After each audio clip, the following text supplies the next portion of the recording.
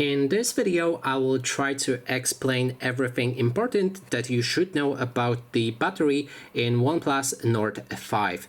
So first of all, I should start by saying that I have this device in the global version, which is 5200 mAh. There's also another device version which is 6800 mAh, and it's basically for the Indian market, but here I have 5200 and I'm gonna stick to that device. Next thing I should talk about is charging, as I think you might be interested in charging your device, and on this one it's pretty nice. So it supports the technology of charging up to 80 watts and uses a super VOOC wired charging, and it can charge from 0 to 100% in around 40 to 45 minutes. And if you're also interested, from 0 to 50, it should take around 20 minutes.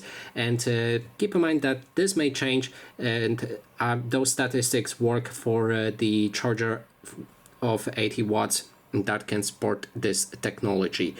Next thing is the heat management. So if you're planning on playing some games, watching some movies on your phone, other devices may tend to actually heat up a lot, and with this device it shouldn't be any issue, as it supports a cryo velocity VC cooling system, which helps your phone to actually prevent it from overheating. So you shouldn't feel your phone burning in your hand when you're playing some games.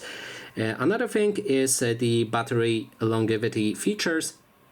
And here I'm gonna go for the settings and pop open our battery options. We have plenty of options here, and also about lasting your battery, you can enter battery mode and see how long you can go for with your battery. We have 100%, and you can see all of these statistics right here for each of the modes. Additionally, there's a battery health right here for this longevity of your battery, and you can toggle smart charging to help preserve your battery life. Put it on charging limit, which should also help you improve your battery, but keep in mind that those two settings won't work together, so you need to decide which one you prefer. And although I would actually recommend to go for just smart charging, it may take a bit longer to charge than I said with that option, as it will basically follow what you're doing, how you're charging your phone, and then try to charge it. For example, if you charge it overnight most of the time, then it will just charge slower and try to preserve that battery life.